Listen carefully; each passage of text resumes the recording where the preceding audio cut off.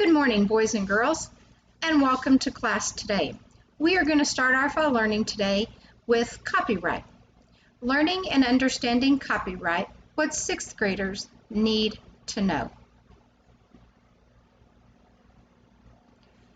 During this lesson, you will be learning what is copyright. You will gain a general knowledge of copyright and copyright laws. You will also be learning what is fair use and the 4 factors that help us determine fair use. Third, you will learn what is public domain. And fourth, what is Creative Commons. We are going to start off learning what is copyright. It is the legal protection given to the creator of an original work. Copyright is enforced as a civil matter. Some jurisdictions do apply criminal sanctions. That means if you are found guilty of breaking copyright laws, you will have fines and/or jail time. It is given for a limited time. In general terms, a work that is created today will have copyright protection for the life of the author plus another 70 years. Once the copyright expires, the work falls into public domain. It gives the right to copy the work and also the copyright holder the right to be credited for the work. The most important thing to remember with copyright is always give the person credit for the information that you used from them. This is automatic. As soon as the original work is written, a picture is taken, or a video is made, the creator has copyright over the work. Here is a closer look at copyright.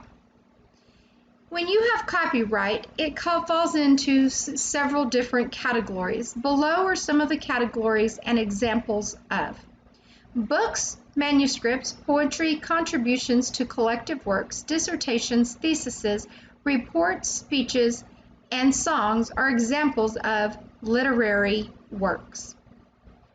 Dramatic works and their accompanying music are also copyrighted. Examples include choreography, pantomimes, plays, scripts for cinema, radio, and television. Musical works and their accompanying words are also under copyright. Examples include written musical scores in the form of sheet music, board sheets, and other notations.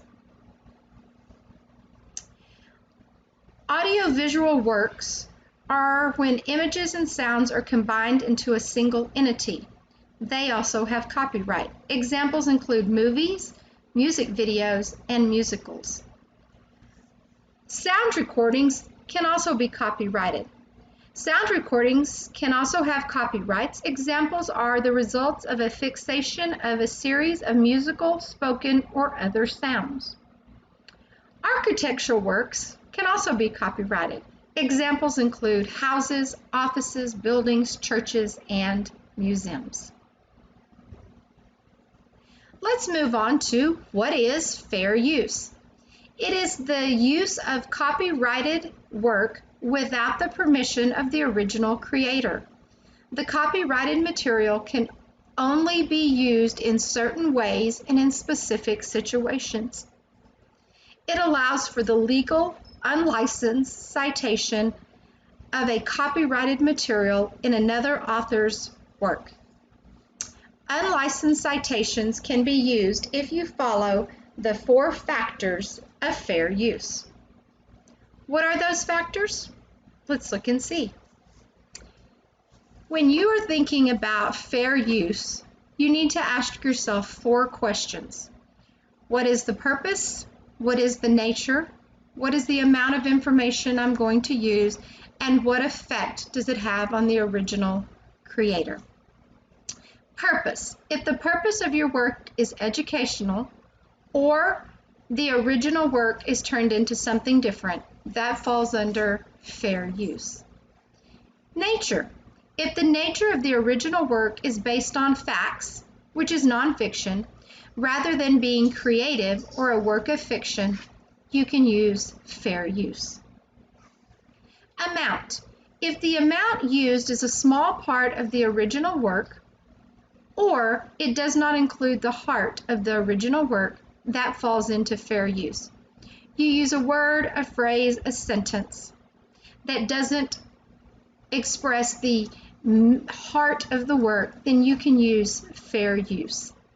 Lastly, you have an effect. What effect does your use have on the original creator? If the effect of your work does not include a negative impact on the original creator or the value of the original work. Think about money. If you are going to make money off of using someone else's work, that is not fair use. Now, let's move to public domain. What is public domain? It is the creative work that is not copyrighted and free to use without permission. These are works that are available for anyone to use without having to acquire permission from the copyright owner. This includes works that the copyright protection has expired or creative works that have never had copyright protection. It also includes works that the copyright owner has voluntarily placed into the public domain. Next, let's look at what is Creative Commons. It is a public copyright license that allows free distribution of otherwise copied work. It is a license that is used when the author wants to give others the right to share, use, and build on the work that they have created. It provides a flexible range of protections and freedoms. This type of license is not used for commercial uses, meaning people or companies cannot make money from it. Those are the copyright definitions, words to know, and other things about copyright law that is important to know. Let's do a little review of our learning. Copyright. Legal protection that is given to a creator of a work. Give the creator of the work credit. To stay within your legal bounds of copyright law, always give the creator of the original work credit. Fair use. This is where you ask yourself about the 4 factors of fair use. What is the purpose? What is the nature? What is the amount? And what will the effect be? Next, public domain. Think about the word public. Public is for everyone. Public domain is work that has been created that does not have a copyright attached to it. Creative Commons, a license that allows others to share, use, add to your work, and money cannot be made from it. Think of Creative Commons as a group project with you and your friends. You work together to share your ideas, you use your ideas to accomplish the goal, and then you can add to each other's ideas to make it better. Creative Commons. Thank you for your participation today in learning and understanding copyright, what 6th graders need to know.